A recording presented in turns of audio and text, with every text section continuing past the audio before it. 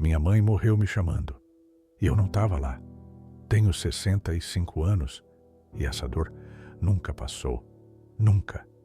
Ela ficou 3 dias dizendo meu nome. 3 dias. E eu estava a 2.000 quilômetros de distância, fazendo pão para gente que eu nem conhecia. Enquanto a mulher que me trouxe para o mundo estava partindo, sozinha, chamando por mim. Fica aqui comigo. Por favor, não pula esse vídeo, porque o que eu vou te contar, eu carrego há mais de 30 anos. E se eu pudesse voltar no tempo, eu dava tudo que conquistei para ter ficado. Tudo. Antes de eu seguir, me ajuda numa coisa. Se inscreve aqui no canal e deixa o like nesse vídeo. Essa história não é só minha. É de muito filho que saiu de casa achando que ia voltar. Ajuda ela a chegar em quem precisa ouvir antes que seja tarde. Meu nome é Antônio Souza dos Santos. Pode me chamar de Seu Tonho. Tenho 65 anos. Nasci em Itaberaba, no interior da Bahia, pertinho da Chapada Diamantina. Saí de lá em 1979, com 18 anos. Hoje moro em São Paulo, na Vila Prudente. Faz 47 anos que vivo longe da minha terra. Sou aposentado. Fui padeiro a vida quase toda. Viúvo há 4 anos. Tenho 2 filhos e 4 netos. E o que eu vou te contar agora, eu queria que alguém tivesse me dito antes de eu subir naquele ônibus. Porque quando a gente parte, a gente acha que vai voltar. A gente sempre acha. E é nesse eu volto que mora o maior engano da vida de quem migra. Porque a gente não volta. O tempo vai passando, a vida vai puxando. E quando a gente dá por si, o que ficou para trás já não existe mais. Eu preciso te contar como tudo começou. Preciso te levar até aquele dia, porque aquele dia é o dia que divide minha vida em 2 partes. O antes e o depois. O antes, quando eu ainda era filho, e o depois, quando eu virei um homem que devia tudo e não pagou nada. Era março de 1979. Eu tinha acabado de fazer 18 anos. Meu pai, seu Otávio, já tinha morrido 2 anos antes. Morreu de tanto trabalhar debaixo de sol. O corpo cansou e parou. Ficou minha mãe, Dona Raimunda, criando a gente sozinha. Eu, meu irmão mais velho, Severino, e mais 2 irmãs, Luzia e Aparecida. A gente vivia numa casa de taipa, na saída de Itaberaba. Uma casa simples, mas limpa. Minha mãe era mulher de manter tudo no lugar. O terreiro varrido, a roupa lavada, o café coado antes do sol nascer.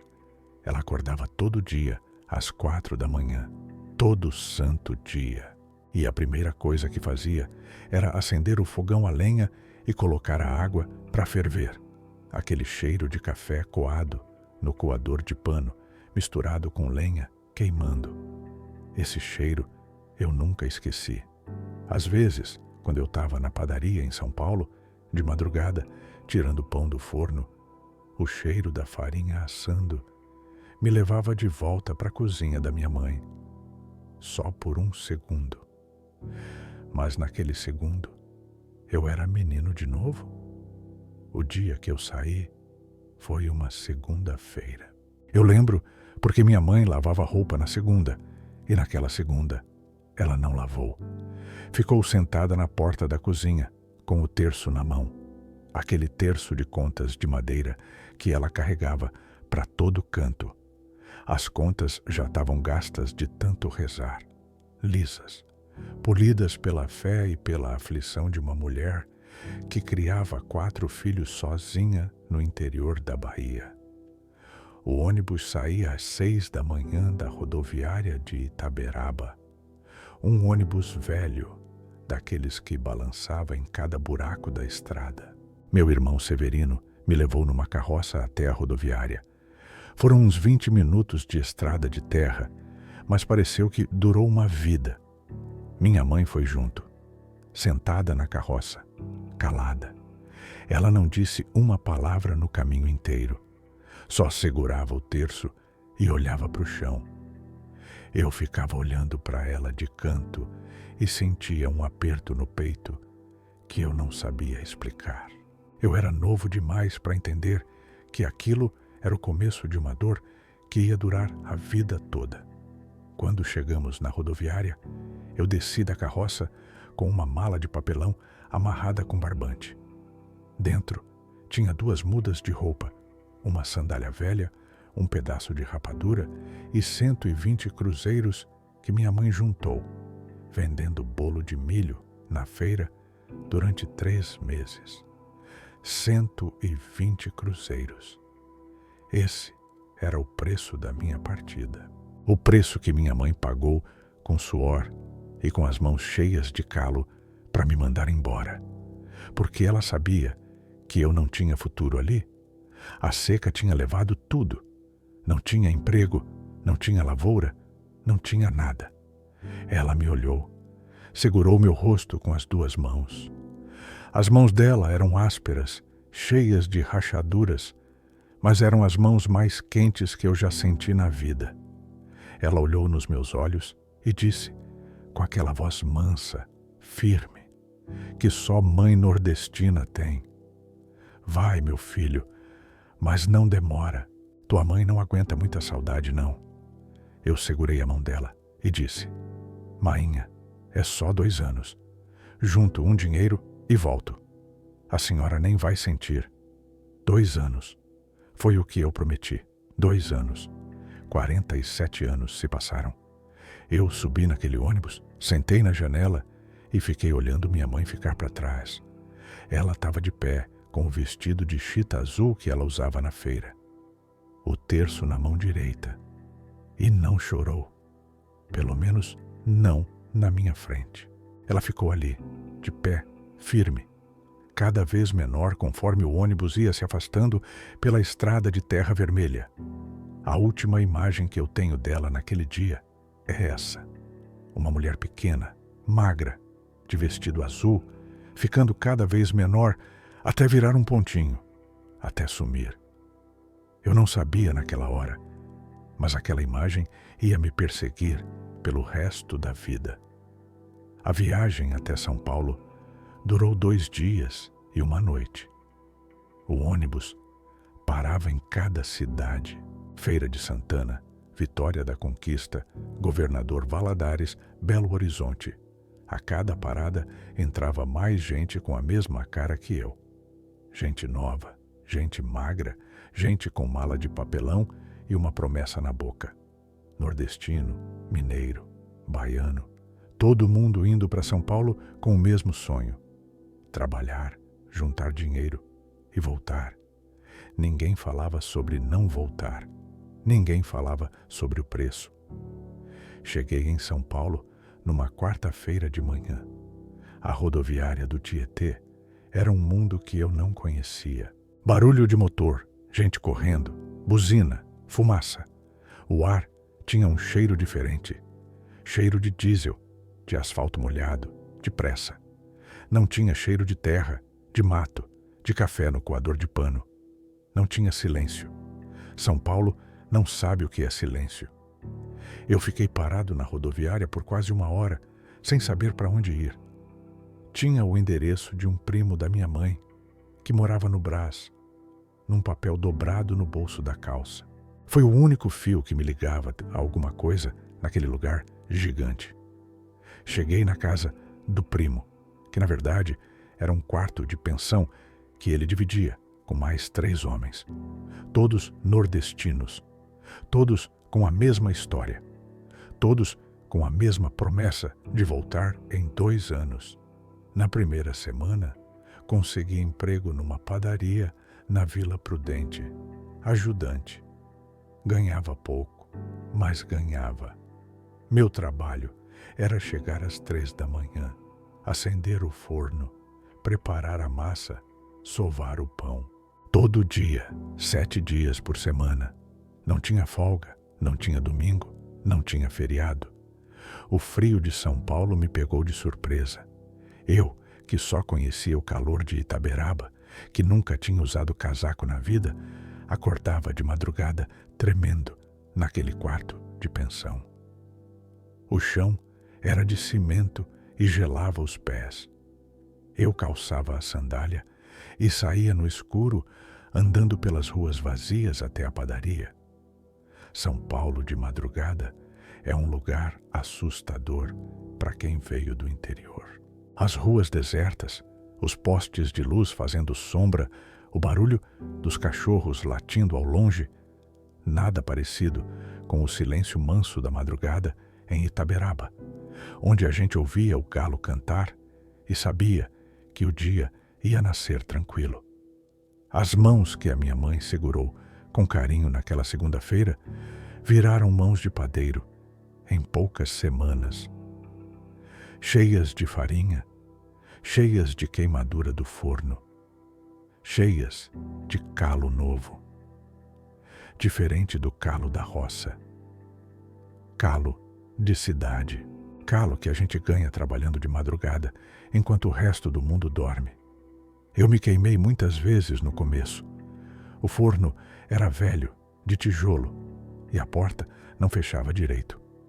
Um dia, no segundo mês, encostei o braço na grade quente e arranquei um pedaço de pele. A dor foi tanta que eu quis gritar, mas não gritei.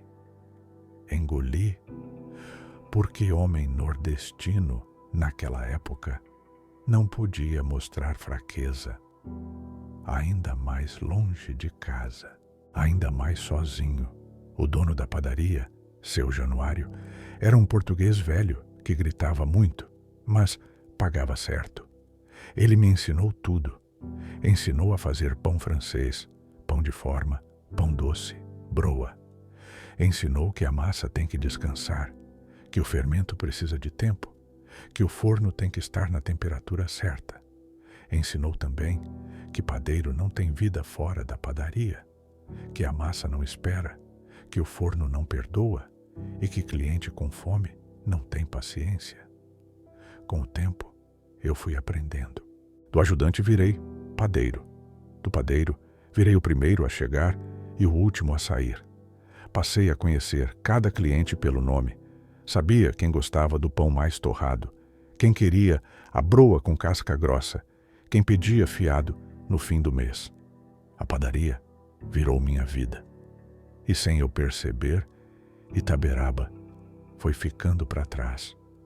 Às vezes, no meio da madrugada, quando a padaria estava quieta e só tinha eu e o forno, eu parava e olhava pela janela, olhava para o céu de São Paulo, aquele céu cinza que nunca tem estrela, e tentava lembrar do céu de Itaberaba, o céu limpo, cheio de estrela, que a gente via deitado no terreiro depois da janta. Minha mãe dizia que cada estrela era a alma de alguém que já foi. Eu ficava olhando para o céu de São Paulo, procurando estrela, e não achava nenhuma.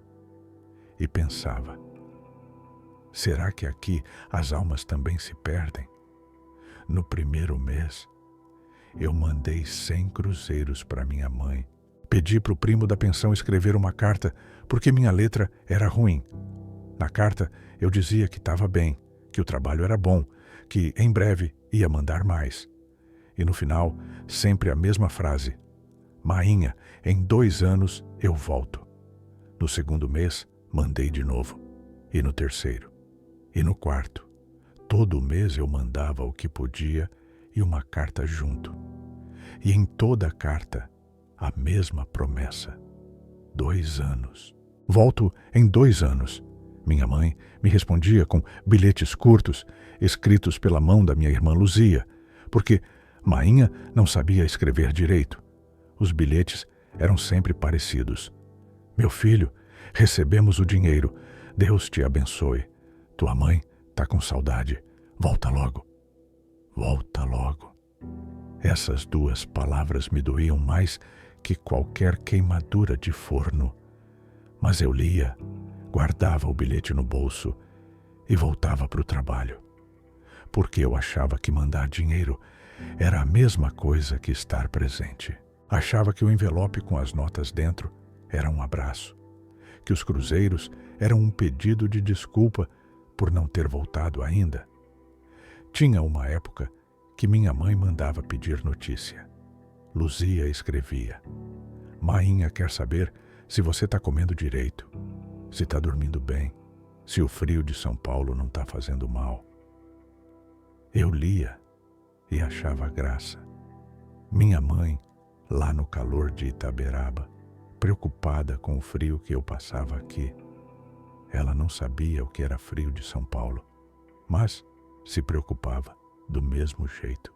Porque mãe é assim, se preocupa com tudo, mesmo o que não conhece, mesmo o que não entende. Uma vez, Luzia escreveu que minha mãe estava juntando dinheiro para comprar uma passagem e vir me visitar. Quando eu li, senti um frio na barriga. Não era medo dela vir, era vergonha. Vergonha do quarto pequeno que eu morava. Vergonha da vida apertada que eu levava. Eu que tinha prometido vencer na vida e estava morando numa pensão, dividindo banheiro com 4 homens. Eu escrevi de volta dizendo que não precisava, que eu ia buscar ela, que era mais fácil eu ir. Mais uma promessa, mais uma mentira. Eu estava errado, mas levei anos para entender isso. Os 2 anos viraram 5, os 5 viraram 10. E em cada um desses anos, eu dizia para mim mesmo que no ano seguinte ia voltar. Sempre no ano seguinte. Sempre depois de juntar mais um pouco. Sempre depois de resolver mais uma coisa. A verdade é que a gente não adia porque precisa. A gente adia porque tem medo. Medo de voltar e encontrar tudo diferente. Medo de voltar e não se encaixar mais. Medo de olhar nos olhos da mãe e ver a decepção. Medo de ouvir o que a gente já sabe, mas não quer escutar. Nesse meio tempo, conheci Marlene, uma moça de Sergipe que trabalhava de empregada doméstica num prédio perto da padaria. Ela vinha comprar pão todo dia cedo. A gente começou a conversar, a rir, a se encontrar depois do expediente. Ela tinha os olhos grandes e tristes, daquele jeito que nordestina tem quando está longe de casa. A gente se entendeu porque carregava a mesma saudade. Casamos em 1984. Casamento simples, no cartório, com 2 amigos de testemunha. Minha mãe não veio, não tinha como vir. Eu disse que ia levar Marlene para conhecer Itaberaba no ano seguinte. Não levei. Em 1986, nasceu meu primeiro filho, Roberto. Em 1989, nasceu o segundo, Paulo. Os 2 nasceram paulistas, falavam paulista, pensavam paulista. E eu, aos poucos, ia me tornando paulista também, sem perceber. Meu sotaque foi mudando, as palavras foram mudando. Eu deixei de dizer oxente e comecei a dizer mano. Deixei de dizer mainha e comecei a dizer minha mãe. E cada palavra que eu trocava era um pedaço de Itaberaba que eu perdia. Mas o dinheiro continuava indo, todo mês, sem falha. Depois dos cruzeiros vieram os cruzados. Depois, os cruzados novos. Depois, os cruzeiros de novo. Depois, o real. O nome do dinheiro mudava, mas a obrigação não. Eu mandava e achava que estava fazendo minha parte. Mandei dinheiro para reformar a casa da minha mãe. Mandei dinheiro para comprar remédio. Mandei dinheiro para comprar uma geladeira, uma televisão, um fogão novo. Achava que cada coisa que eu mandava era uma prova de amor, uma prova de que eu não tinha esquecido. Mas sabe o que minha mãe queria mesmo? Não era geladeira, não era televisão, não era fogão. Era eu. Era o filho dela sentado na mesa da cozinha, tomando café com ela. Era o filho dela na porta de casa no fim da tarde, contando como foi o dia. Era o filho dela por perto. Dinheiro mantém casa de pé. Mas só presença mantém mãe viva por dentro. Isso eu só fui entender depois, muito depois, quando já não tinha mais jeito. E eu fico pensando, quem está me ouvindo agora, será que também saiu da sua terra? Será que também carrega essa saudade? Comenta aí embaixo de onde você está assistindo. Quero saber de que canto desse Brasil vem essa gente que conhece essa dor. De onde você é? Eu tinha um amigo chamado Raimundo. A gente chamava ele de Mundico. Mundico era de Itaberaba também. Saiu no mesmo ano que eu. A gente pegou o mesmo ônibus, dividiu o mesmo quarto de pensão, trabalhou na mesma padaria nos primeiros tempos. Mundico era diferente de mim. Ele contava os dias. Tinha um caderninho onde anotava quanto já tinha juntado e quanto faltava. Falava toda semana que ia voltar. E diferente de mim, Mundico voltou. 15 anos depois de sair, Mundico juntou o que precisava, pediu as contas e foi embora de São Paulo. Voltou para Itaberaba, abriu uma mercearia pequena na beira da estrada. Não ficou rico não, mas ficou perto da mãe dele, cuidou dela nos últimos anos. Estava lá quando ela adoeceu, estava lá quando ela precisou, estava lá quando ela partiu. E me disse uma vez, numa carta, uma coisa que eu nunca esqueci. Tonho, eu não tenho carro, não tenho apartamento, não tenho nada do que você tem. Mas eu tive uma coisa que dinheiro nenhum compra. Eu tive os últimos anos da minha mãe. Eu estava lá. E isso vale mais que tudo. Quando eu li essa carta, guardei no bolso e não falei nada para ninguém. Mas, por dentro, alguma coisa rachou. Porque eu sabia que ele estava certo. E sabia que eu tinha escolhido o caminho errado. Mas a gente não aceita isso fácil, não. A gente inventa desculpa. Diz que é diferente, que a situação é outra, que ano que vem vai, e vai, empurrando, sempre empurrando. Enquanto eu empurrava, o tempo ia passando, e o tempo não espera ninguém. Em 1993, numa terça-feira de agosto, eu estava na padaria, como sempre. 3 da manhã, sovando massa. O telefone tocou. Naquela época, não tinha celular. Era o telefone fixo da padaria. Meu patrão atendeu e me chamou com uma cara que eu nunca vou esquecer. Tonho, é para você. Era Severino, meu irmão mais velho. A voz dele estava diferente, rouca, baixa. E ele disse só uma frase. Tonho, Mainha faleceu. Eu não lembro direito do que aconteceu depois. Lembro que larguei o telefone. Lembro que sentei no chão da padaria, no meio da farinha. Lembro que a massa que eu estava sovando ficou ali, crua, abandonada, assim como eu tinha abandonado minha mãe. Dona Raimunda morreu aos 66 anos. Problema no coração, disse o médico. Mas eu sei que não foi só o coração do corpo que parou. Foi o coração de mãe, o coração que cansa de bater sozinho, esperando um filho que não volta. Eu peguei o primeiro ônibus que encontrei para Bahia. Viajei aquelas horas todas num estado que eu não sei descrever.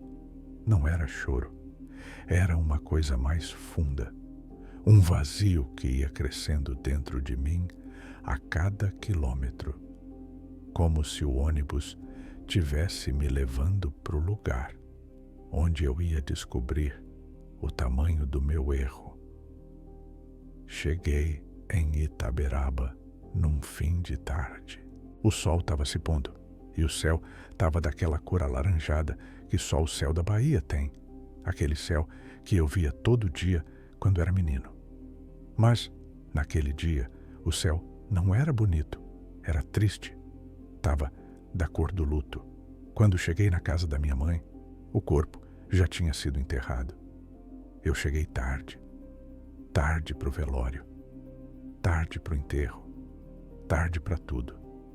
Assim como eu tinha sido tarde a vida inteira. Minha irmã Luzia me abraçou na porta e chorou. Aparecida estava sentada na cozinha, calada, com o terço da minha mãe na mão. O mesmo terço de contas de madeira gastas. Aquele terço que minha mãe segurava no dia que eu parti. Mas foi Severino que me destruiu. Meu irmão me puxou para o canto do terreiro. O mesmo terreiro onde a gente brincava quando era menino. O terreiro que minha mãe varria todo dia. Ele me olhou com aqueles olhos vermelhos de quem chorou demais e disse uma coisa que eu carrego até hoje. Que eu vou carregar até o dia que eu morrer. A última coisa que Mainha disse foi teu nome, Tonho. Ficou 3 dias te chamando e tu não veio. 3 dias. Minha mãe passou 3 dias me chamando antes de morrer. Chamando pelo filho que morava a 2.000 quilômetros. Pelo filho que tinha prometido voltar em 2 anos. Pelo filho que mandava dinheiro todo mês, mas nunca mandou o que ela mais queria. Ela morreu me chamando e eu estava fazendo pão. Eu não consegui responder para o Severino. Não saí palavra nenhuma. Fiquei ali, parado, no meio do terreiro, com o vento quente da Bahia batendo no rosto, e senti que o chão tinha sumido debaixo dos meus pés. Depois, Luzia me levou para o quarto da minha mãe. O quarto estava do mesmo jeito. A cama de solteiro com aquela colcha de retalho que ela mesma costurou. O oratório com a imagem de Nossa Senhora na parede. E debaixo da cama, uma lata de biscoito. Luzia puxou a lata e me entregou. Mainha guardava isso. Eu abri a lata com as mãos tremendo. Dentro tinha todas as cartas que eu mandei ao longo dos anos. Todas. Amarradas com um barbante, organizadas por ano. Junto com as cartas, tinha um terço novo, que ela nunca usou. E tinha uma foto minha de menino, de quando eu tinha uns 10 anos, com as bordas amareladas pelo tempo. Minha mãe guardou cada carta que eu mandei, cada uma. E eu, que achava que as cartas eram pouca coisa, descobri que para ela eram tudo. Era o único pedaço de mim que ela tinha. Mas o que me quebrou de vez foi outra coisa.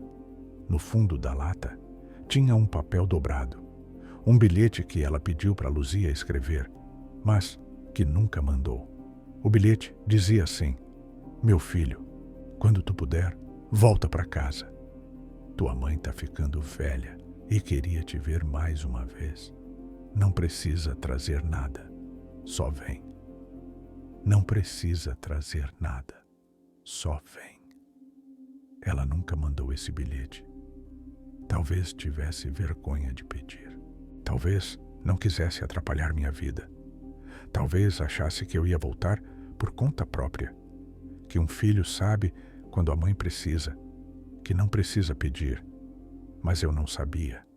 Ou sabia e fingia que não. Dá no mesmo. Eu sentei na cama dela, com a lata no colo, e chorei como não chorava desde menino. Chorei de um jeito que doía no corpo. Cada lágrima era um ano que eu perdi. Cada soluço era uma visita que eu não fiz. Cada respiração era uma ligação que eu não dei. Fiquei em Itaberaba uma semana depois do enterro. Visitei o túmulo da minha mãe todo dia.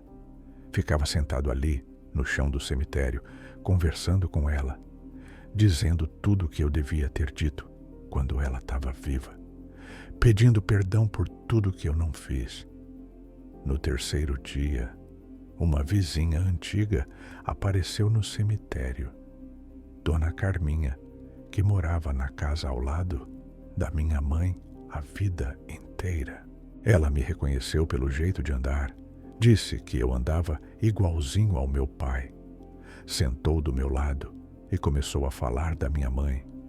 Disse que minha mãe falava de mim todo dia, todo santo dia. Dizia para os vizinhos que o filho dela estava em São Paulo, que era padeiro, que trabalhava muito. Mostrava as cartas para quem quisesse ver. Lia em voz alta, mesmo sem saber ler direito. Decorava os trechos e repetia. Dona Carminha disse que minha mãe tinha orgulho de mim, um orgulho enorme, mas que junto do orgulho tinha uma tristeza que não passava, uma tristeza de mãe que perdeu o filho para a cidade grande. Ela esperava tu na porta todo dia, Tonho, Dona Carminha disse. Toda tarde ela sentava naquela porta e ficava olhando para a estrada, como se o ônibus fosse parar e tu fosse descer. Todo dia, até o dia que ela não conseguiu mais levantar da cama. Eu ouvi aquilo e senti uma dor que não cabe em palavra. A imagem da minha mãe sentada na porta, olhando para a estrada, esperando um filho que nunca chegava, todo dia, durante anos. A mesma porta de onde ela me viu partir, a mesma estrada de terra vermelha, a mesma esperança que nunca virou realidade. Mas túmulo não responde, túmulo não abraça, túmulo não diz, tá tudo bem, meu filho. Túmulo é só silêncio. E silêncio, para quem tem culpa, é o pior castigo que existe. Voltei para São Paulo, carregando a lata de biscoito com as cartas. Botei ela em cima do guarda-roupa do meu quarto. E ali ficou. Ali ficou por mais de 30 anos. Eu não conseguia abrir de novo, mas também não conseguia jogar fora. Porque jogar fora era perder o último pedaço da minha mãe. A vida continuou. Os meninos cresceram. Roberto virou eletricista. Paulo virou motorista de ônibus. Bons meninos, trabalhadores.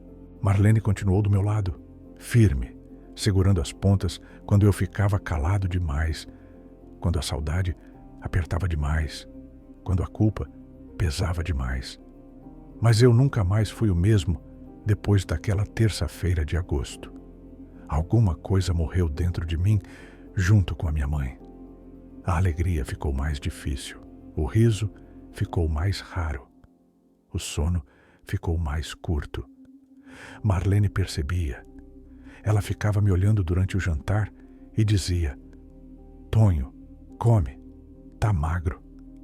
A mesma frase que minha mãe diria, e eu engolia a comida com um nó na garganta, porque cada vez que alguém me mandava comer, eu lembrava do cheiro daquela cozinha em Itaberaba, do feijão no fogão, a lenha, da farinha no prato de alumínio, da mão da minha mãe servindo a comida com aquele cuidado de quem coloca amor em cada colherada.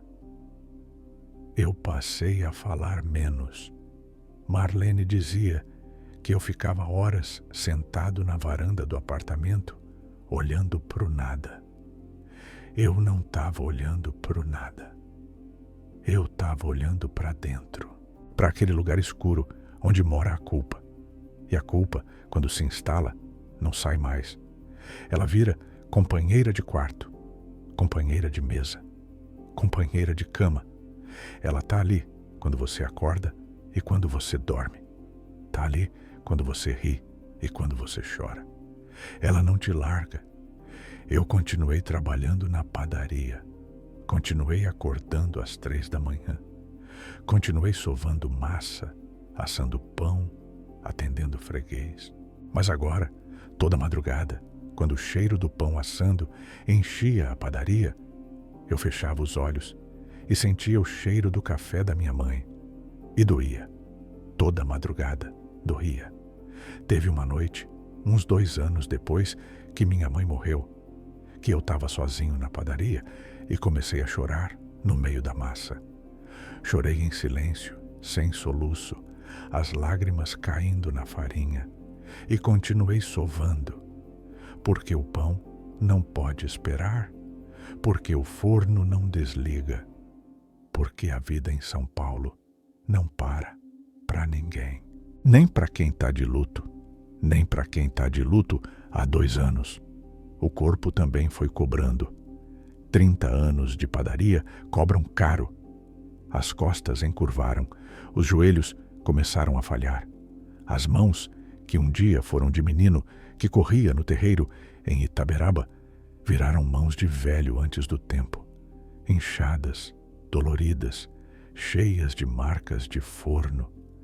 Cada cicatriz nas minhas mãos conta uma história, mas nenhuma delas é a história que eu queria contar. A história que eu queria contar era de um filho que voltou para casa a tempo. A padaria me deu tudo. Me deu emprego, me deu sustento, me deu um lugar no mundo. Mas me tirou o que eu não tinha como repor. Me tirou o tempo que eu podia ter passado com a minha mãe, o tempo que eu troquei por sacos de farinha e fornadas de pão. Marlene adoeceu em 2019. Um câncer que veio quieto, sem avisar. Em 8 meses, ela se foi. E ali, de novo, eu perdi alguém que eu amava. Só que dessa vez eu estava perto. Segurei a mão dela até o final. Olhei nos olhos dela e disse tudo o que precisava dizer. Não fiquei devendo. E sabe o que é pior? Quando Marlene partiu, a primeira coisa que eu pensei foi na minha mãe. Pensei, com Mainha eu não consegui fazer isso. Com Mainha eu fiquei devendo. E a culpa voltou, inteira, como se fosse 1993 de novo. Hoje, com 65 anos, eu moro sozinho num apartamento na Vila Prudente. Os meninos moram perto, me visitam nos finais de semana. Os netos vêm, fazem barulho, pedem biscoito. E eu gosto. Gosto do barulho, porque barulho é vida e silêncio, para mim, é coisa de cemitério. Mas toda noite, antes de dormir, eu olho para a lata de biscoito em cima do guarda-roupa e penso na minha mãe. Penso nela sentada na porta da cozinha com o terço na mão. Penso nela guardando minhas cartas com cuidado. Penso nela escrevendo aquele bilhete que nunca mandou. Penso nela nos últimos 3 dias, chamando meu nome. E a culpa vem, inteira, pesada, sem perdão.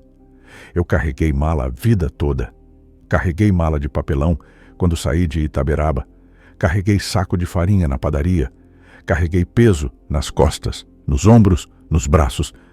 Mas a mala mais pesada que eu carreguei não foi nenhuma dessas. A mala mais pesada foi a da ausência. Essa eu carrego até hoje. E não tem aposentadoria que alivie. Sabe o que eu aprendi? Aprendi tarde, mas aprendi. A gente não perde as pessoas de uma vez. Perde aos poucos. Cada dia que passa sem ligar, perde um pouco. Cada mês que passa sem visitar, perde mais um pouco. Cada ano que passa sem voltar, perde um pedaço que não volta mais. E quando a gente percebe, já perdeu tudo. E a pessoa que a gente amava se foi. E a gente fica com as mãos vazias, segurando uma lata de biscoito cheia de cartas que não servem mais para nada. Eu falo isso para você que está me ouvindo agora, para você que saiu de casa e está longe, para você que manda dinheiro todo mês e acha que está fazendo sua parte, para você que fala, mês que vem eu ligo e nunca liga, para você que diz, ano que vem eu vou e nunca vai. Quando foi a última vez que você ligou para sua mãe? Para e pensa. Quando foi? Semana passada? Mês passado? Você lembra? E se eu te disser que pode não ter próxima vez? Que o telefone pode tocar qualquer dia com a notícia que você não quer ouvir? Que você pode acordar uma terça-feira de madrugada numa padaria, numa fábrica, num escritório e receber a ligação que muda tudo? Você ainda tem tempo? Eu não tenho mais. Usa o teu. Não precisa comprar passagem. Não precisa levar presente. Não precisa esperar o mês que vem, as férias, o feriado. Liga. Hoje. Agora. 10 minutos de ligação valem mais que 10 anos de eu devia ter ligado. Minha mãe não queria geladeira, não queria televisão, não queria dinheiro. Ela queria eu. Queria ouvir minha voz. Queria saber que o filho dela lembrava dela. Queria o mínimo. E eu não dei nem o mínimo. O "eu volto" é a frase que mais condena quem parte. Porque quem fica, acredita. E fica esperando. E espera até o dia que não pode mais esperar. E parte, sozinha, chamando o nome de quem prometeu voltar. Eu tenho 65 anos. Moro num apartamento com 2 televisões, ar-condicionado e geladeira cheia. E daria tudo, tudo mesmo, cada centavo que juntei nessa vida, para sentar mais uma vez na cozinha da minha mãe, tomar aquele café coado no coador de pano e ouvir ela dizer: "Come, meu filho, tá magro." Mas não posso mais. Esse tempo acabou. Acabou numa terça-feira de agosto de 1993, às 3 da manhã, enquanto eu sovava massa numa padaria em São Paulo e minha mãe morria me chamando em Itaberaba. Se você ficou comigo até aqui, obrigado. De verdade. Agora me ajuda a levar essa história para frente. Se inscreve no canal se ainda não se inscreveu. Deixa o like. Não é por número. É porque essa história precisa chegar em quem ainda tem tempo de fazer diferente. Em quem ainda pode ligar para a mãe. Hoje. Liga para ela. Hoje. Enquanto ainda tem alguém do outro lado para atender.